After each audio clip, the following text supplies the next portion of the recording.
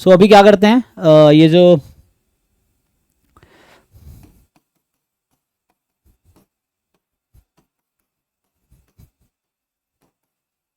Function of two variable, जैसे one variable में क्या है, सिंपल क्या होता है कि जैसे वन वेरिएबल जब आप पढ़ते हो तो उसमें ये जो वन वेरिएबल फंक्शन है तो F simply R to R type का होता है, या मैं अगर डोमेन लिखूं so domain is D, so इस तरह से है। अभी क्या होगा टू वेरिएबल में जो फंक्शन होंगे actually this will look like कि आपका d1 cross d2 to R, ये डोमेन अब ऐसा दिखेगा आपको, या अब देखे होंगे function R square to R लिखा होगा, है ना, लिखा होगा R square to R, so इस तरह से है। एंड हम फंक्शन को लिखते कैसे हैं, एफ एक्स वाई, लेट से इसको जेड बोल सकते हैं हम लोग, तो Z is F x Y, है ना, this is function of two variable, function of two variable. जैसे वन वेरिएबल में Y is equal to F X लिख देते हैं, अब क्या लिखेंगे, Z is equal to F x Y, ऐसा आ जाएगा, तो Z is F x Y, और यहाँ डोमेन मतलब एक्स की वैल्यू, तो यहाँ कहने का मतलब एक्स जो है d1 से आ रहा है, वाई की वैल्यू d2 से है, और ये जो एफ एक्स वाई है that will belong to R, ये मतलब है यहाँ पे, है ना। सो डोमेन में Cartesian product because two variable है। अगर थ्री वेरिएबल फंक्शन होगा तो d1 cross d2 cross d3 ऐसा डोमेन दिखेगा आपको, ये है, ठीक है। ये तो फंक्शन ऑफ टू वेरिएबल है। अब रहता है लिमिट निकालना, तो जैसे लिमिट निकालने हैं, so how to find limit, limit in function of two variable कैसे निकालेंगे लिमिट, तो वैसे ही है जैसे वन वेरिएबल में था, कि जैसे अगर मैं डेफिनेशन लिखूं, वन वेरिएबल में क्या डेफिनेशन था, सो वन वेरिएबल में डेफिनेशन था कि मान लो जैसे लिख रहे थे हम लोग limit x tends to a F x is l, तो इसका मतलब होता है कि if and only for all epsilon more than zero there exist delta more than zero such that, कि अगर ऐसा हो f x minus l less than epsilon, ऐसा होगा, so f x minus l is less than epsilon whenever, यहां आता है x minus a is less than delta, तो कहने का मतलब, और यहां पे था ये मोर देन जीरो होगा क्योंकि ये डिलीटेड नेबरहुड आता था, तो इसका क्या मतलब है कि when x approaches to a F X approaches to l, ये मतलब है। तो सिमिलर चीजें टू वेरिएबल में हैं, लेकिन इसमें नेबरहुड यहां पे देखो वन वेरिएबल में, वन वेरिएबल कैलकुलस में डोमेन r है, तो आपका जो नेबरहुड है ये सिंपली ऐसा बनता है a plus delta a minus delta. Two variable में क्या होता है, आपका डोमेन है d1 क्रॉस d2, तो डोमेन आपका प्लेन है, plane is the domain in two variable calculus. तो उस केस में क्या होगा कि अभी के लिए यहां पे कोई पॉइंट है, लेट्स से जैसे हम पॉइंट अभी के लिए मैं ए बी लेके चलता हूं, तो लिमिट अब ए बी पे मुझे लिमिट निकालनी, now we need to calculate limit x comma Y tends to a comma B F of x comma Y, now this is limit l।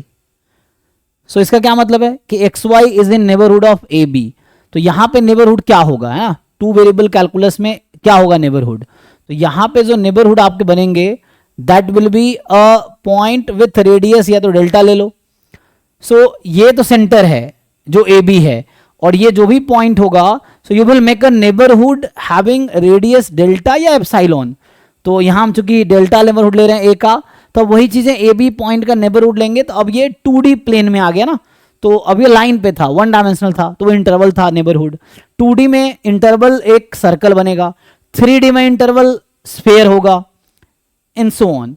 तो यहां पे आपके पास सर्कल है, तो होगा कि अगर इसका डेफिनेशन लिखूं, सो ये डेफिनेशन होगा if and only for all epsilon more than zero there exist delta more than zero such that ये जो f of x comma y है minus l less than epsilon whenever, अब यहां x minus ए लिखा था, अब x minus ए नहीं लिखेंगे क्योंकि है ना x जो भी है डिस्टेंस a से डेल्टा से कम है, तो वन ये x minus a mod represent distance between x and a। 2D में डिस्टेंस कैसे निकालते हैं आप? डिस्टेंस फॉर्मूला से। डिस्टेंस फॉर्मूला क्या कहता है? तो यहां से आएगा x minus a whole square plus y minus b whole square. So अभी मैं क्या कर रहा हूं? सो ये आपका नेबरहुड है। So x minus a whole square plus y minus b whole square का square root, this is the distance from point x y to A b. X y a b के नेबरहुड में है, तो उसके बीच का distance क्या होना चाहिए? एप्सिलॉन से कम या डेल्टा से कम? एप्सिलॉन तो ये कम है, so this should be less than delta and more than 0। So similar ही है, देखो डेफिनेशन सिमिलर ही है, बस वन डायमेंशनल में नेबरहुड ये है, इंटरवल रिप्रेजेंट करता है, यहां नेबरहुड आपको सर्कल रिप्रेजेंट कर रहा है, ये चीज है। कोई डाउट है किसी को डेफिनेशन में? सो पहले मैंने डेफिनेशन लिखे वन वेरिएबल कैलकुलस का लिमिट का वन वेरिएबल में, दूसरा डेफिनेशन है लिमिट का टू वेरिएबल कैलकुलस में, बस इसमें नेबरहुड आपका चेंज हो गया। अब यहां पे आप क्या लिखते हैं? जैसे वन वेरिएबल में आप लिखते हैं थ्योरम कि limit x tends to a fx exist if and only if limit x tends to a minus fx is equal to limit x tends to a plus fx। मतलब किसी function की limit exist करेगी point A पे अगर left hand limit और right hand limit equal है, यही कहते हैं आप। बट टू वेरिएबल कैलकुलस में क्या होगा? तो यहां तो ऐसा इसलिए है क्योंकि ए पॉइंट है, तो ए को या तो राइट से एक्स अप्रोच कर सकता है या लेफ्ट से कर सकता है। तो लेफ्ट से अप्रोच किया तो लेफ्ट हैंड लिमिट, राइट से अप्रोच किया राइट हैंड लिमिट। ये 2D में क्या चक्कर है? अब 2D में तो कैसे भी अप्रोच कर सकता है, ये पॉइंट मेरा ए कॉमा बी है, इसका नेबरहुड है, ये डेल्टा है मान लीजिए, तो अब कैसे अप्रोच करेगा? तो ए बी को तो फंक्शन अब 2D में है, कैसे भी अप्रोच कर सकता है। तो यहां पे दो ही रास्ता था, या लेफ्ट से या राइट से, यहां पे चारों तरफ से रास्ते हैं इसके पास, तो ये किसी कर्व के अलॉन्ग अप्रोच करेगा, है ना। Any curve can approach to point A b, so ये किसी कर्व के अलॉन्ग अप्रोच करेगा एक्चुअली। सो होगा क्या, यहां पे क्या लिखेंगे इस थ्योरम का पैरेलल क्या होगा? The parallel statement will be actually कि limit x comma Y tends to A b f of x comma y exist if and only if क्या होगा? fx y approaches to same number along any curve that passes through point AB। यहां पे ए को approach करने दो ही रास्ता है, तो लेफ्ट से राइट से हमने कह दिया कि फंक्शन की वैल्यू कॉमन होनी चाहिए, function should approach to same value, चाहे एक्स लेफ्ट साइड से अप्रोच कर रहा हो या राइट साइड से अप्रोच कर रहा हो, सेम वैल्यू आनी चाहिए। यहां पे क्या हो रहा है? अब ये कह रहे हैं कि कोई भी कर्व के अलॉन्ग आप कोई भी कर्व ले लो जो एक्स वाई से पास कर रही है, हर कर्व के along function same value produce करनी चाहिए, तब बोलेंगे लिमिट एग्जिस्ट कर रही है। तो ये डेफिनेशन है लिमिट की टू वेरिएबल कैलकुलस में कि this limit exist if and only if F x Y approaches to same number along any curve that passes through point A B.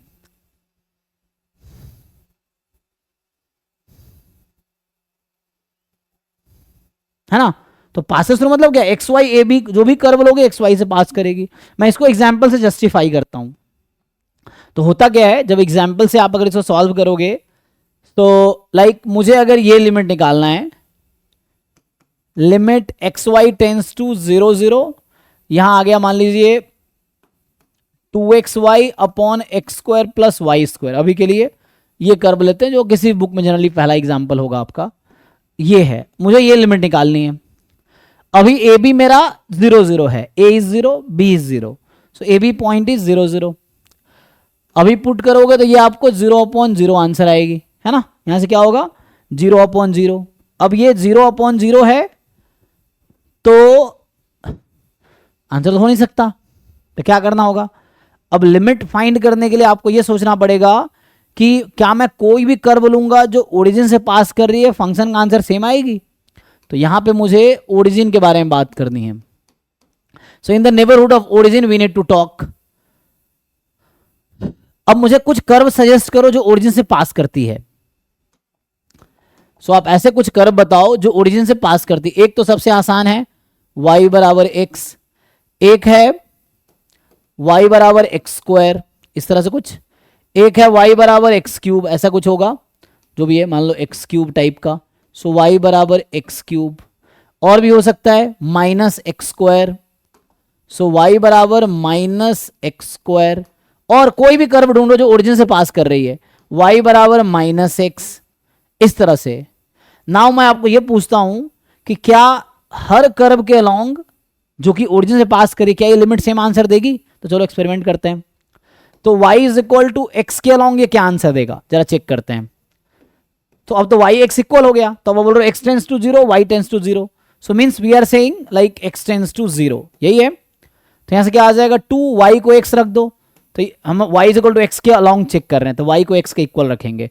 तो 2x स्क्वायर, यहां भी होगा 2x स्क्वायर, कैंसिल हो गया, कितना आ गया 1. तो आंसर 1 आ गया लिमिट का. अच्छा, अगर मैं y is equal to minus X रखता तो क्या होगा? तो उस केस में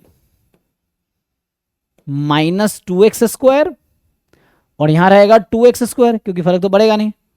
सो ये कैंसिल हो गया, -1 आ गया. ओ, सो मीन्स व्हाट, एक कर्व जो ओरिजिन से पास कर रही है इसके अलोंग वैल्यू लिमिट 1 आई, और दूसरे कर्व जो ओरिजिन से पास कर इसके अलोंग वैल्यू -1 आ गई. But you know limit exist, it must be unique. ये किसी भी केस में होता है. तो आप ये थ्योरम जानते हैं कि limit x comma y approaches to a comma b. So ये जो लिमिट है एफ एक्स वाई एग्जिस्ट है ना, इफ एंड ओनली इफ ये जो वैल्यू है it is unique and finite, है ना, it is finite and unique. Limit exist करेगी अगर है ना, फाइनाइट और यूनिक होगी. This value is finite and unique. तो अगर लिमिट एग्जिस्ट करती तो ये फाइनाइट होगी, यूनिक होगी, है ना. At least if and only then लिख लो ये चीजें. तो अभी के लिए क्या हो रहा है, ये तो दो लिमिट आ गई. तो इससे क्या कंक्लूजन मिला कि दो अलग अलग, मतलब जैसे -1 की पावर n वाला केसेस हैं कि एक केस में 1 आता है, एक सब्सिक्वेंस -1 पे जाता है, तो क्या लिखते हैं हम लोग, लिमिट डज नॉट एग्जिस्ट. तो यहां पे जो होगा कि वैल्यू 1 और -1 ये है, तो इसका मतलब है कि this limit does not exist.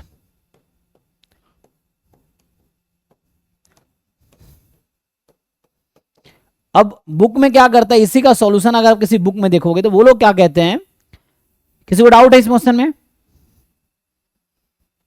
ना. पहला काम करते हैं हम पुट करते हैं सिंपली. जैसे अब अगर मैं तुम्हें दूसरा क्वेश्चन देता कि मैं तुम्हें कहता चलो ये लिमिट निकालो भाई, अगर मैं आपको कहता कि ये लिमिट फाइंड करो, लेट से अगर मैं पूछता कि limit x comma Y tends to 0 0 और यहाँ होता है x square plus 2y upon 3x square plus 5y, मान लो अभी के लिए, या वाई स्क्वायर कर लो, और आपको पूछता है चलो वैल्यू निकालो. तो यहाँ पे चलो ऐसा भी तो है ना, चलो यहाँ पे कुछ कर देते, मान लो +6 या +1. अभी ऐसा क्वेश्चन बना दिया अपनी मर्जी से कुछ भी. अभी पहले लिमिट का पहला काम होता है आप पुट करके देखो क्या आता है. सो आप 0 0 पुट करोगे तो ये 0 + 1 और ये 0 + 6, तो आंसर 1/6. तो ये फाइनाइट और यूनिक है.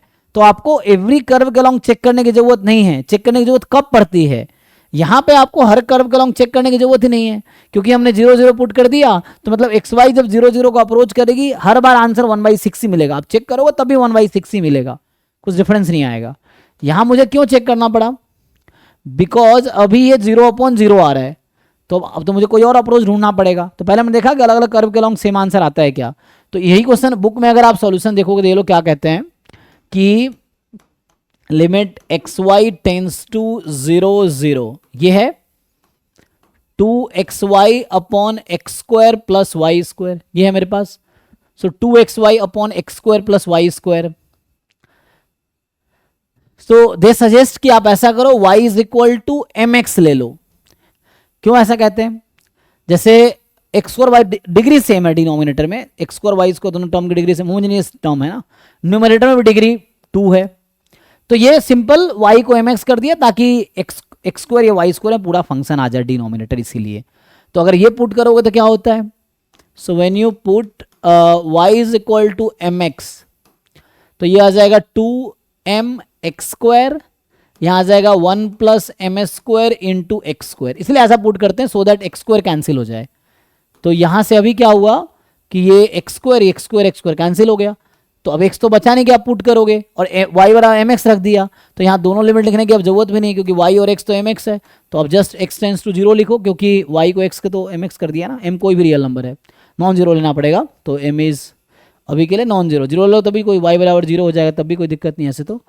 सो ये है, तो 2m upon 1 plus M square, वो क्या लिखते हैं कि this value depends on m, इसका मतलब m में अलग अलग चूज करूं तो मुझे लिमिट अलग अलग मिलेगी, तो means it is not unique, और यूनिक नहीं है तो लिमिट डज नॉट एग्जिस्ट, सो है ना। सो इसको लिखते हैं, बुक में क्या लिखेगा, which depends on m, which depends on m, इसका मतलब क्या है कि m की डिफरेंट वैल्यू के लिए डिफरेंट आंसर आएगी, but limit must be unique, तो that's why limit does not exist. तो ये कहता है कि this limit does not exist. So this limit does not exist, ये है आपके पास। नाउ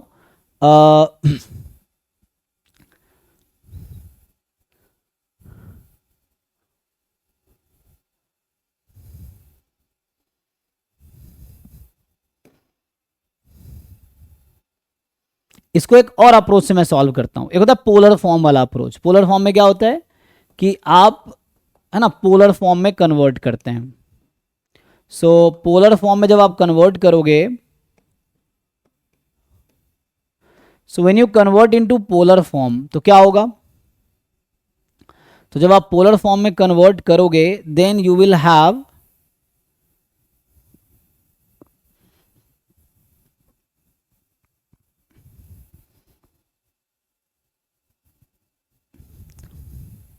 क्या करते हैं हम लोग, x को रखते हैं r cos theta and y को रखते हैं r sin थीटा, यही है।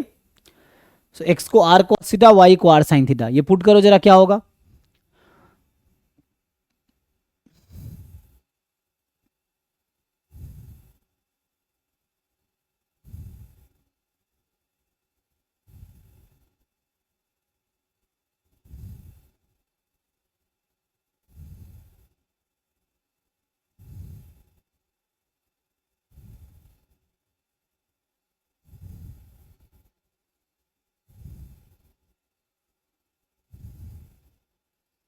देखो प्रूव करके। तो होता क्या है, देखो इसमें क्या करता है, जैसे मैंने अभी ये ओरिजिन के आसपास देख रहे हैं, तो होता क्या है कि r तो रेडियस है, तो जब आप बोलते हो कि एक्स वाई टेंस टू 0 0, उस केस में ये जो r टेंस टू 0 हो जाता है। थीटा पे कोई रेस्ट्रिक्शन नहीं है, थीटा आपका 0 से लेके 2 पाई 3 पाई कुछ भी ले लो, है ना, यू टेक एनी एंगल, उससे कोई फर्क नहीं पड़ेगा ना। कहने का मतलब ये है कि ये पोलर फॉर्म ये कहता है कि होना क्या चाहिए एक्चुअली, कि जब एक्स वाई टेंस टू 0 0 मतलब r टेंस टू 0 पे कैलकुलेट करो, और अगर ये वैल्यू थीटा से फ्री आ जाए, मतलब जैसे यहाँ m पे डिपेंड कर गया, सो अगर वैल्यू थीटा पे डिपेंड कर गई, इसका मतलब है कि डिफरेंट कर्व के अलॉन्ग आंसर डिफरेंट आएगी। और अगर ये थीटा पे डिपेंड नहीं किया, सो मतलब you take any curve at any angle, है ना, ये कहीं ना कहीं थीटा स्लोप को रिप्रेजेंट करता है ना वहां पे। सो कहने का मतलब ये है कि थीटा की वैल्यू तुम कुछ भी ले लो, ये वैल्यू कॉमन आंसर देगी। तो you take any curve passes through origin, जब r टेंस टू 0 है तो for any theta they will give you same answer, then limit exist. तो कहने का मतलब इसी क्वेश्चन को अगर मैं कंटिन्यू करूं इसके लिए तो क्या डिफरेंस आएगी। सो हमारा क्वेश्चन था कि limit x Y tends to 0 0 2xy upon x square plus Y square, ऐसा है। तो यहां से आ जाएगा लिमिट, मैं पोलर फॉर्म में कन्वर्ट कर रहा हूं, r टेंस टू 0, तो x को रखना है r cos थीटा, y को रखना है r sin थीटा, तो क्या हो जाएगा ये 2r square sine theta cos theta upon x square Y square कितना हो जाएगा r स्क्वायर, ये r स्क्वायर तो कैंसिल हो गया, तो r टेंस टू 0 की जरूरत नहीं पड़ी। तो ये आंसर ये आ गया कि 2 साइन थीटा कॉस थीटा। अब ये क्या कह रहा है एक्चुअली कि when you choose different angles it will give you different answers. तो again limit is not unique, so limit does not exist. अगर ये थीटा से फ्री आ जाता, कोई फिक्स नंबर आ जाता 2 1 3 समथिंग, कोई नंबर आ जाता, 0 आ जाता, तो इसका मतलब है थीटा मैं कुछ भी ले लूं, फंक्शन की वैल्यू 0 ही आनी है। अगर 0 आता तो, या 1 आया तो 1 ही आना है।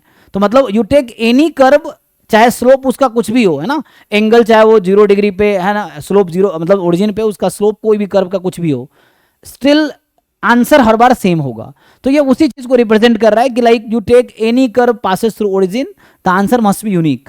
तो वैसा होगा जब ये थीटा से फ्री हो जाएगा। तो वही आपको कोशिश करनी है। तो ये सबसे इजी वे होता है किसी भी क्वेश्चन में पोलर फॉर्म से ट्राई करने पे, कि अगर थीटा पे डिपेंड कर गया limit does not exist, because different theta के लिए डिफरेंट आंसर आएगा। थीटा पे डिपेंड नहीं किया तो लिमिट एग्जिस्ट। तो इसका मतलब हो गया कि this limit does not exist. तो ये अप्रोच है आपको लिमिट निकालने का, ठीक है। सो दिस लिमिट जो होगा, ये जो लिख रखा है, this limit does not exist.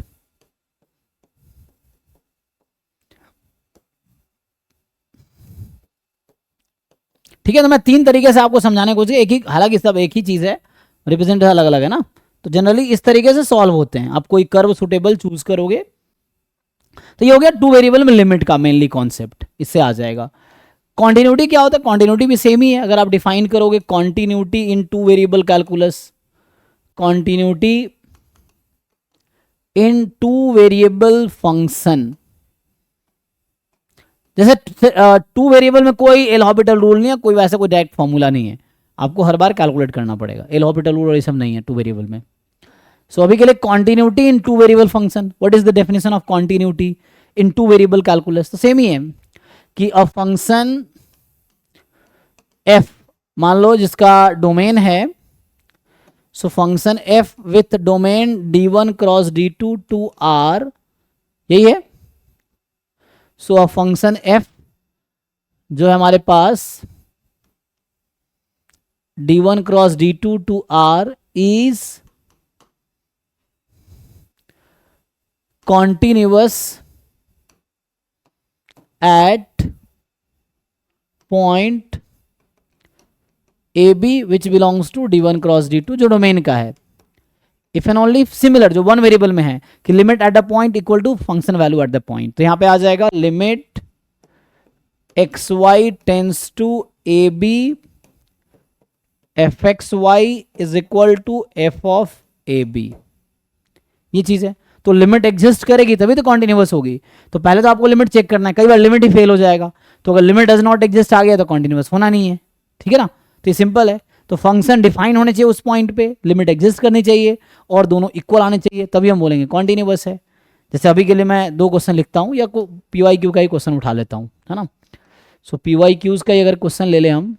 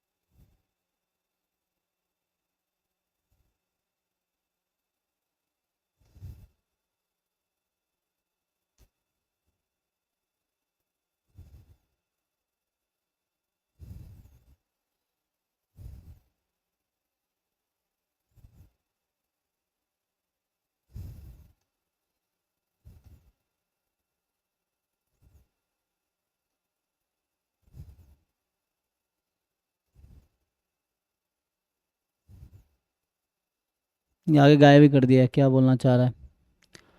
सो जैसा अभी के लिए यही फंक्शन लो, देखो इसमें क्या है। अब मैं खुद ऑप्शन बना देता हूँ इसमें, ठीक है। तो एग्जाम में देखना पड़ेगा क्या ऑप्शन था, इसमें असाइनमेंट डाली नहीं है।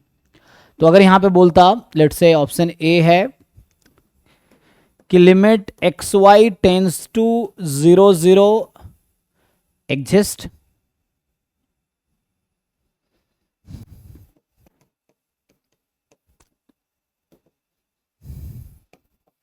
Option B, this limit does not exist.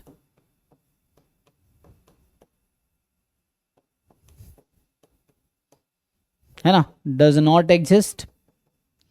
Option C है, फंक्शन इज कॉन्टिन्यूअस एट 0 0। मान लो ऐसा लिखा कि f is continuous at 0 0। Option d है, f is not continuous at 0 0।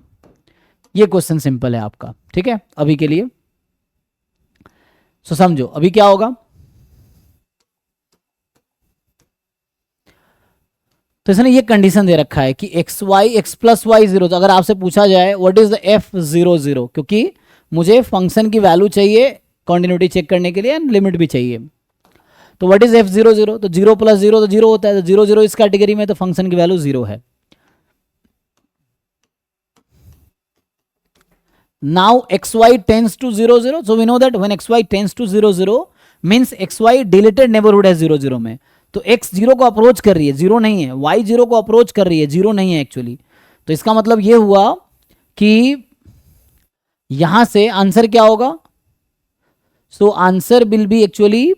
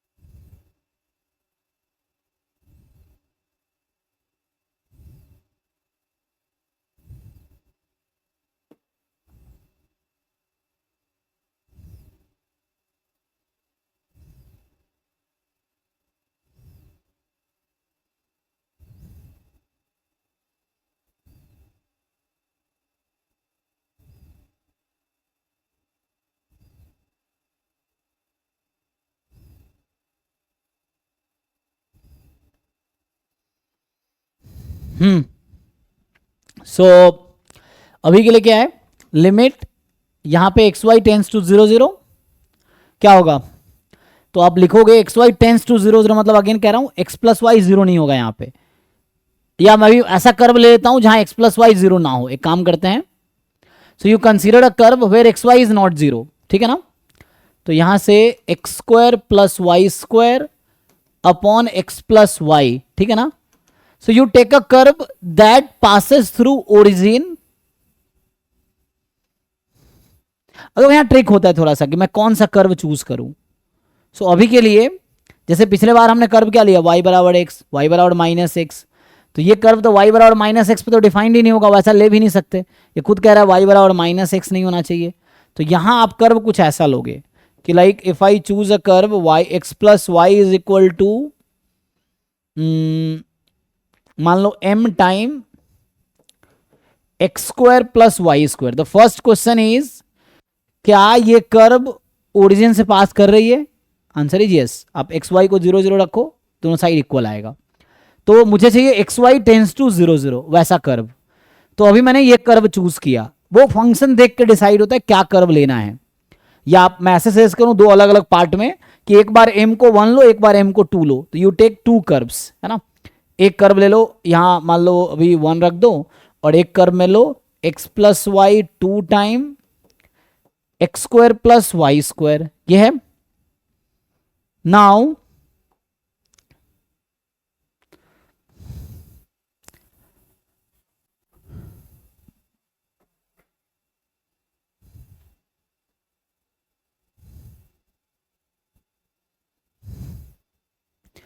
एक एक करके पुट करो जरा, इसमें क्या आंसर आएगा। सुन, इसमें क्या करो, पहले ये वाला कर्व पुट करो तो आंसर क्या आएगा। तो इसके अलोंग जब ये वाला कर्व पुट करोगे तो इसके अलोंग आंसर आपका होगा, क्योंकि मैं इसको रख रहा हूं x प्लस वाई को रख रहा हूं, तो एक 1 आएगा और एक -1 आएगा, यही ना। सो एक आएगा 1 और एक आएगा -1, ठीक, समझ रहे हो। सॉरी, एक 1 एक 2, मैं कुछ भी ले लूँ, मगर m ही ले लेता हूं, जो मैं कह रहा था ना, हम m के अलोंग ले लेते हैं। तो मान लो ये वाला कर्व मैं ले लिया, m के अलग अलग ले सकता हूं, तो यहां पे आंसर क्या आएगी, 1/m आएगी जी। पुट करो जरा। सो मैं ये कह रहा हूं कि ऊपर तो x प्लस यहां रहेगा, limit x comma Y tends to 0 0, curve you take is, so curve जो होगा x square plus Y square, और यहां आ जाएगा m time x square plus, देखो बस ध्यान क्या रखना होता है, हमें कौन सा कर्व लेना है। जब एक्स वाई टेंस टू 0 0 कर रहे हैं तो वो 0 0 से पास होने वाली कर्व होनी चाहिए। मतलब चूंकि कर्व भी एक्स वाई 0 0 का अप्रोच कर रही है ना, तो curve must pass through origin, तभी तो मतलब जो है एक्स वाई 0 0 को अप्रोच करिए थ्रू दिस कर्व एक्चुअली, ये चीज है। और हमें क्या दिखाना होता है, along any curve limit will be unique. तो मैंने एक कर्व अभी लिया, तो ये काउंटर एग्जाम्पल ले रहे हैं एक्चुअली। हम कभी भी एग्जाम्पल जब लेंगे, मैं या किसी बुक में या आप कभी एग्जाम्पल लोगे, तो हम डिस्प्रूव करने के लिए एग्जाम्पल लेते हैं, गलत प्रूव करने के लिए। अगर लिमिट एग्जिस्ट करती है तो हम एग्जाम्पल से कभी ये नहीं दिखाएंगे लिमिट एग्जिस्ट कर रही है ना, हम ऐसा प्रूव नहीं करेंगे कि एग्जाम्पल से लिमिट एग्जिस्ट कर रही है। तो कई सारे अप्रोच, मैं तुम्हें 2 अप्रोच से करके दिखाता हूं, एक इस अप्रोच से भी, जैसे यहां पे मैंने 2 अप्रोच से करके दिखाए। सो इन 2 अप्रोच से हर क्वेश्चन सॉल्व होगा। एक ये अप्रोच था जहां पे हमने y इक्वल टू mx लिया कर्व लेके, और दूसरा पोलर फॉर्म से। तो इन दोनों अप्रोच से हर क्वेश्चन सॉल्व होगा, ठीक है ना, पोलर फॉर्म से भी और इससे भी। सो अभी के लिए क्या आएगा, यहां पे इसको कैंसिल कर दो, तो ये आ जाएगा 1/m, एंड 1/m है, इसका क्या मतलब है, m के डिफरेंट वैल्यू के लिए डिफरेंट आंसर आएगी। तो अगेन लिमिट यूनिक नहीं आई, तो यूनिक नहीं आई, डज नॉट एग्जिस्ट, तो इसका मतलब limit does not exist. So limit x Y tends to 0 0 does not exist, ये आ गया डज नॉट एग्जिस्ट। तो यहां से क्या समझ आया आपको,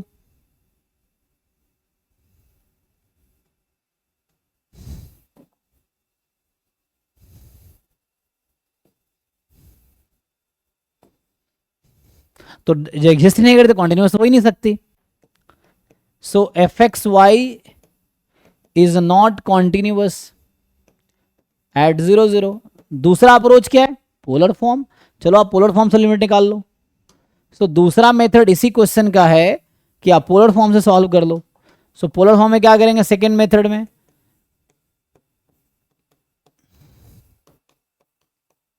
ये आ गया, पोलर फॉर्म में क्या करते हैं हम लोग, एक्स को आर cos थीटा, वाई को आर sin थीटा रखो। तो this will reduce to r tends to 0। यहां थीटा का कोई रोल नहीं, बस मुझे यही चेक करना होता, थीटा से फ्री आना चाहिए। हम r टेंस टू 0 रेडियस को 0 को अप्रोच करा रहे हैं, तो जब रेडियस 0 पे अप्रोच कर रही है तो इसका मतलब वो पॉइंट 0 को अप्रोच कर रही है, ठीक है ना, एक्स वाई पॉइंट 0 को अप्रोच कर रही है। सो r टेंस टू 0, अब x square plus Y square तो आर स्क्वायर हो जाएगा, और x प्लस वाई जब आप फाइंड करेंगे, सो x प्लस वाई की जो वैल्यू आप निकालेंगे वो क्या आएगी, तो x प्लस वाई की value r cos theta plus r sin theta. तो यहां पे r है और यहां पे है cos theta plus sin theta, ऐसा है। अब ध्यान से देखो, आपको ऐसा लगेगा कि लिमिट तो एग्जिस्ट कर रही है, समझो ठीक से। Limit r tends to 0 r upon cos theta plus sin theta. तो अब आप सोचोगे चलो r को हम 0 रख देते हैं, तो 0 अपॉन समथिंग 0 हो गया, लेकिन 0 अपॉन समथिंग 0 हो गया तो आपको लगेगा लिमिट का आंसर 0 आ गया, बट ऐसा नहीं है। क्यों ऐसा नहीं है, क्योंकि चलो मैं बोल देता हूं 0 आ गया, 0 तो आ गया, तो 0 आना चाहिए for any theta belongs to r, चाहे कोई भी थीटा रियल नंबर ले लूं। अब मैं यहीं पे अगर आपसे पूछूंगी what if theta is equal to -π/4, जरा ये रख के बताओ, क्योंकि लिमिट एग्जिस्ट करेगी तो हर थीटा के लिए एग्जिस्ट करेगी। सो क्या होगा अगर थीटा की वैल्यू -π/4 हो गई, तो बताओ, what if theta is -π/4? One counter example is enough to say false, ठीक है ना। So theta is equal to -π/4 रखोगे तो cos -π/4 1/√2, cos -π/4 -1/√2, तो ये 0 आ जाएगा। तो ये r/0 आ गया। लिमिट तो बाद में पुट करेंगे ना, ये पहले ही नॉट डिफाइंड हो गया, मतलब ये तो 0 हो गया। तो यहां पे कुछ ऐसा आ गया कि जब मैं थीटा को π/4 रख रहा हूं तो आ गया limit r tends to 0, r/ ये आ जाएगा 0। कब? मैं एक पर्टिकुलर थीटा ले रहा हूं। क्यों भाई पर्टिकुलर थीटा क्यों ले रहा हूं? क्योंकि मुझे गलत दिखाना है ना। होना ही चाहिए limit should be same for any theta belongs to r, but एक थीटा ऐसा है, एक थीटा नहीं, ऐसे इन्फिनाइटली है, π/4 का कोई भी और मल्टीपल लो तो वैसी सिचुएशन आएगी। तो ये आ गया not defined, r/0 is not defined, so not defined does not exist, इसका मतलब है लिमिट डज नॉट एग्जिस्ट। तो आपको यह भी ध्यान रखना पड़ेगा कि आप सोच रहे हैं 0 समथिंग, लेकिन समथिंग नहीं, 0/0 एक्चुअली आप करके 0 कर रहे हैं। अगर थीटा π/4 रखा था 0 हो गया, तो 0 सम बाउंडेड क्वांटिटी 0 होना चाहिए, लेकिन ये बाउंडेड नहीं है, ये अनबाउंडेड क्वांटिटी है, क्योंकि थीटा को जो -π/4 रखेंगे 0 हो गई, तो 1/0 अनबाउंडेड हो गया, तो r into sum unbounded quantity है, so you can not put it 0, है ना। तो इससे ये समझ आया does not exist and does not exist, तो इसका मतलब है सेम चीज है। देखो दो अप्रोच से मैंने सॉल्व किए हैं, तो ऐसे ही सारे क्वेश्चन दो अप्रोच से सॉल्व हो जाएंगे, तो इसके लिए आपको ट्राई करना पड़ेगा, क्वेश्चन ट्राई करो फिर पूछो। अभी मैं आगे लिखा देता हूं डिफरेंशियबिलिटी की कंडीशन। तो लिमिट, कॉन्टिन्यूटी, डिफरेंशियबिलिटी। सो टू वेरिएबल में डिफरेंशियबिलिटी क्या होता है? वन वेरिएबल में क्या था डिफरेंशियबिलिटी कि f is differentiable at a, limit x tends to a, f x minus f a upon x minus a exist. कब एग्जिस्ट करेगी? जब left hand limit is equal to right hand limit, ऐसा था। तो यहां भी वैसे ही है, लेकिन लेफ्ट हैंड राइट हैंड की बात तब करते हैं एक लाइन पे बात हो, ये तो कर्व के अलॉन्ग है। तो यहां पे आएगा कि differentiability of two variable function. तो इसका जो डेफिनेशन है, तो इससे पहले मुझे लग रहा है पार्शियल डेरिवेटिव बताना पड़ेगा आपको, है ना। So what is partial derivative? Partial derivative ये है। सो मान लो अभी के लिए मेरा फंक्शन है z is equal to fxy। तो पार्शियल डेरिवेटिव क्यों आता? बिकॉज टू वेरिएबल्स हैं। जैसे हम y बराबर fx था तो dy अपॉन dx करते थे, क्यों? क्योंकि वहां टोटल डेरिवेटिव करते थे हम। टोटल डेरिवेटिव क्यों होता था? क्योंकि एक ही वेरिएबल है। अभी हमारे पास क्या है? टू वेरिएबल है यहाँ पे, तो हम लोग ऐसा लिखेंगे। अब मान लो अभी के लिए किसी पॉइंट पे लिख देता हूं मैं, है ना, सो बेटर रहेगा। या ऐसा लिखना चाहो जेड अपॉन डेल एक्स या del f upon del x. तो इसका क्या मतलब होता है एक्चुअली कि limit h tends to 0 f of x plus h minus y f of x y upon h, ये डेफिनेशन है। तो इसको बोलते हैं partial derivative of z with respect to x। तो ये क्या हुआ है कि f का partial derivative of f with respect to x, यहां से आ जाएगा del z upon del y, so del f upon del y, limit k tends to 0 f of x y plus k minus f x y upon k, यही है। So this is the partial derivative of f with respect to y, ये definition है ना। Partial derivative of f with respect to y, definition. जैसे one variable में f dash x का definition क्या था, तो वैसे ही है ना ये। जैसे हम लोग एफ डैश एक्स का डेफिनेशन लिख रहे थे तो वहां d upon d x, d y upon d x, या ये लिखते हैं d f upon d x लिखते हैं यहां पे हम लोग। तो यहाँ डी इसलिए डी फॉर टोटल डेरिवेटिव, यहाँ टोटल डेरिवेटिव हो रहा है। जब डेल लिखते हैं तो पार्शियल डेरिवेटिव। तो इसका डेफिनेशन ये लिखा था limit h tends to 0 f of x plus h minus f x upon h. तुम अगर चाहो तो जैसे एफ एक्स को तुम साइन एक्स रख के देखो, तो जब डिफरेंशिएट करोगे ना तो एफ डैश एक्स इस फॉर्मूले से कॉस एक्स आएगा, है ना, जो कि एनसीईआरटी में 11th क्लास में इसका नाम फर्स्ट प्रिंसिपल रखा है, फॉर्मूले का नाम ये है। तो cos x ही आएगा, ठीक है ना। तो वैसे ही हमारे पास जो पार्शियल डेरिवेटिव का जो मैंने फॉर्मूला लिखा है, एक्चुअली ये जो पार्शियल डेरिवेटिव का फॉर्मूला मैंने लिखे हैं, इसमें अगर तुम सॉल्व करोगे कोई क्वेश्चन, जैसे अभी के लिए मैं एग्जांपल देता हूं कि मान लो मेरा एफ एक्स वाई है x square plus Y square plus x y 3x plus 4y 5, मान लो यहाँ 2x स्क्वायर है, मान लो ये फंक्शन है। अभी मुझे f को डिफरेंशिएट करना है x के रेस्पेक्ट में, तो ये 2 वेरिएबल फंक्शन है, तो you differentiate with respect to x assuming y as a constant. तो y को एज अ कांस्टेंट मान लो, तो क्या होगा, तो डिफरेंशिएट करो तो 2x का डेरिवेटिव 4x, वाई स्क्वायर का डेरिवेटिव 0, क्योंकि y में कहीं x नहीं है, तो y will be behaving like constant with respect to x, तो y कांस्टेंट है।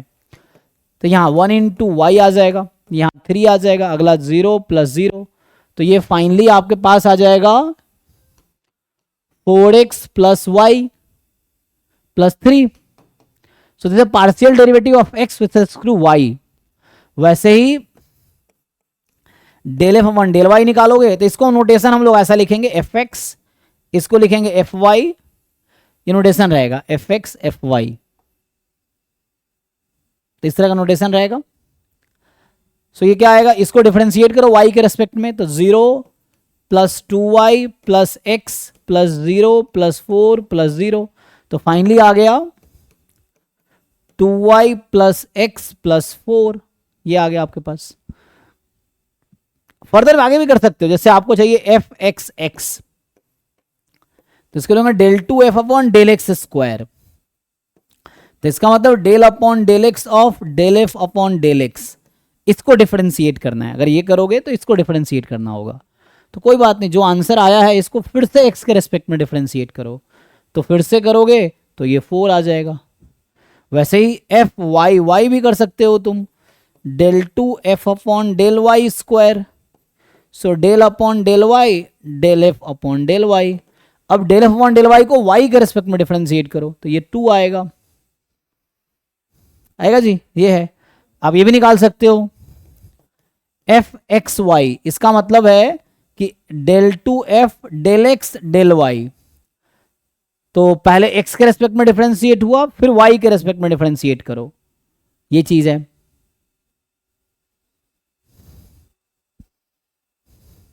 तो क्या आएगा, पहले एक्स के, इसका मतलब है del upon del y del f upon del x, ठीक है। सो पहले एक्स का डिफरेंस हुआ, फिर वाई के रेस्पेक्ट में डिफरेंशिएट कर रहे हैं हम। सो नाउ ये जस्ट नोटेशन पे है ना, ये है, जैसे तुम्हें नोटेशन लेके चलना वैसे चलो, वो है। सो यहाँ पे पहले एक्स के रेस्पेक्ट में डिफरेंशिएट हो गया, फिर वाई के रेस्पेक्ट में डिफरेंशिएट हुआ, तो उसको डिफरेंशिएट करो, क्या आएगा, तो del f upon del x del f upon उसका बाद में, सो यहाँ पे होगा del upon del y del f upon del x, so del f upon del x को वाई के रेस्पेक्ट में, सो ये था 4x प्लस वाई प्लस 3, इसको नहीं, ये तो डेल एक्स है ना, हाँ, तो कितना आ जाएगा 1 आ जाएगा ये। वैसे ही हाँ, और दूसरा लिखता मैं एफ वाई एक्स, इसका मतलब del 2 f upon del y del x, तो पहले y के रेस्पेक्ट में डिफरेंशिएट हुआ, फिर x के रेस्पेक्ट में, सो पहले y के रेस्पेक्ट में डिफरेंशिएट हो गया, फिर x के रेस्पेक्ट में, तो del f upon del y को डिफरेंशिएट करो, x के रेस्पेक्ट में क्या आएगा, तो जब del f upon del y जो यहाँ आ चुका है उसको x के, ये भी 1 आएगा। क्या ये हमेशा इक्वल आएगा, मोस्टली इक्वल आएगा, बट नॉट ऑलवेज, जरूरी नहीं कि हमेशा ही इक्वल आएगा। F x y f y x जरूरी नहीं इक्वल आएगा, तब होगा जब ये एक कॉन्टिन्यूअस फंक्शन होगा, तब जाके इक्वल आ सकता है ना। F x y f y x अगर कॉन्टिन्यूअस फंक्शन है तो ऐसा होगा, तो ये भी डिस्कस करना पड़ेगा ना, अभी तो थ्योरम्स है मेरे पास। तो अभी के लिए तो पार्शियल डेरिवेटिव में आगे थोड़ा और डिस्कस करूंगा। जैसे अभी मैंने डिफाइन क्या किया, अभी जो मैंने डिफाइन किया था डेल एफ है ना अपॉन डेल एक्स, तो इस तरह से मैं इसको भी डिफाइन कर सकता हूं, जैसे जेड एक्स एक्स, या इसको f x x del 2 f upon del x square, तो इसका मतलब है कि x के रेस्पेक्ट में डिफरेंशिएट करोगे del f upon del x के, तो ये सिंपल है, मतलब ये कुछ खास नहीं है। तो ये आ जाएगा del upon del x f x. तो यहां से आ जाएगा limit h tends to 0 f x of x plus h minus f x of x upon h, वही चीज है एफ एक्स एक्स में। तो यहाँ थोड़ा सा लिखने में ना वैसा आपको वैसे प्रॉब्लम आएगी। किसी पर्टिकुलर पॉइंट पे लिखूं तो ये मैं क्या लिख रहा हूं, del f x x at point x y में ही लिख रहा हूं। अगर ये मैं ऐसा लिखता एट पॉइंट ए बी तो क्या होता, सो ये होता limit h tends to 0 f x at a b minus f x at, अच्छा यहाँ एक्स एक्स कॉमा वाई होता ना यहाँ पे, तो क्योंकि दो वेरिएबल फंक्शन है ना ये, तो ये है। तो यहां से आ जाएगा f x at a b, नहीं है चेंज करना पड़ेगा, यहाँ ए प्लस एच करना पड़ेगा। तो a plus h comma b upon h, ये आ जाएगा, ये डेफिनेशन है, this is the definition. F x में एक्स के रेस्पेक्ट में डिफरेंशिएट हो रहा है, जैसे f x y at a B है, तो इसका मतलब एफ एक्स को वाई के रेस्पेक्ट में डिफरेंशिएट कर दिया, यहाँ ऐसा होगा k tends to 0 f x को y के रेस्पेक्ट में डिफरेंशिएट कर रहे हैं तो y के कंपोनेंट में इंक्रीमेंट होगा।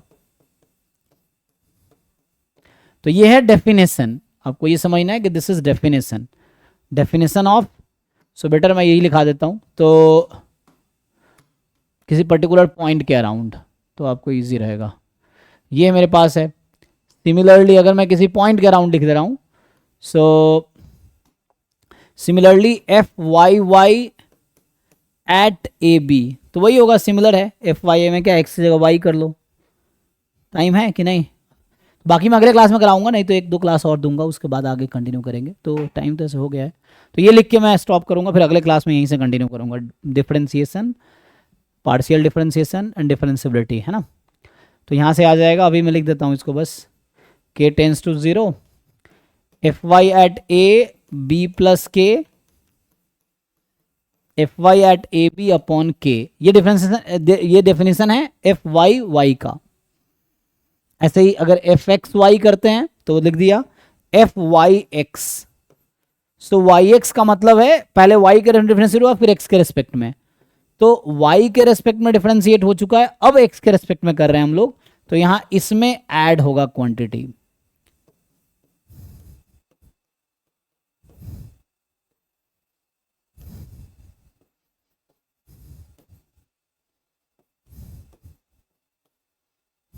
ठीक है, तो ये आ जाएगा।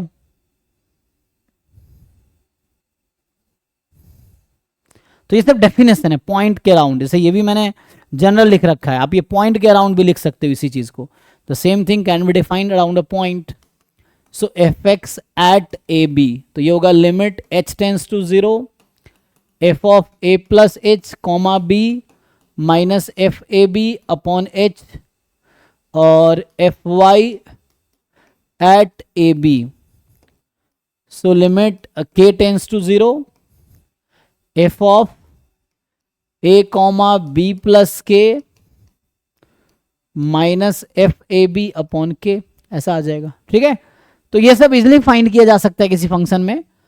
बाकी चलो मैं यहाँ एक लिख रहा था लिख ही देता हूँ, फिर मैं कल यहीं से कंटिन्यू करूंगा। तो यहाँ सिंपली क्या होगा कि a function f x y is differentiable, this is differentiable at ab if and only if, जो इसका डेफिनेशन है, मतलब जो मैं जो यूज कर रहा हूं एक्चुअली, डेफिनेशन और तरीके से बुक में मिल जाएगा किसी और तरीके से भी। So h k tends to 0 0, यह आएगा f of a plus h b plus k minus f a b minus h time f x a b minus k time f y a b upon root under h square plus k square. This limit must be equal to, ए complicated लग रहा होगा ना, कल इस पे question solve कराऊंगा, तो बस लिखा दिया this limit must be equal to 0, तब बोलेंगे डिफरेंशिएबल है। तो ये तरीका हम लोग अप्लाई करेंगे, f x plus h b plus k minus f a b minus h f x a B, ये पार्शियल डेरिवेटिव है एफ वाई एंड दिस। तो ये यूज करेंगे डिफरेंशिएबिलिटी के डेफिनेशन के तौर पे इसको हम। बाकी कुछ थ्योरम्स भी हैं जो तुम लगा सकते हो। थ्योरम ये कहता है कि लेट एफ एक्स, मान लो जो एफ एक्स है partial derivative f x and f y are partial derivative are continuous exist, है ना। So both partial derivative exist and they are continuous, then it is differentiable हो जाएगा। ठीक है, अगले क्लास में दिखाता हूँ ये सब। सो अभी रहें, तो अभी यहीं तक है, तो कल मैं यहीं से स्टार्ट करूंगा, ठीक है ना। कल भी क्लास होगी तो बता दूंगा, अभी जब तक आपकी कंप्लीट नहीं होगा तब तक आगे क्लास को स्टार्ट नहीं होगा ना। सो अभी 2-3 क्लास में लूंगा, इसको अच्छे से समझो क्योंकि ये स्कोरिंग पोर्शन है तो आपको समझना पड़ेगा, और नहीं कोई दिक्कत है तो बताना पड़ेगा, नहीं बताओगे तुम्हारा लॉस, ठीक है। बाकी एकलव्या 1 का रिकॉर्डिंग भी देख सकते हो अगर तुम्हें डिटेल में देखना हो तो। अभी के लिए स्टॉप करता हूँ, थैंक यू।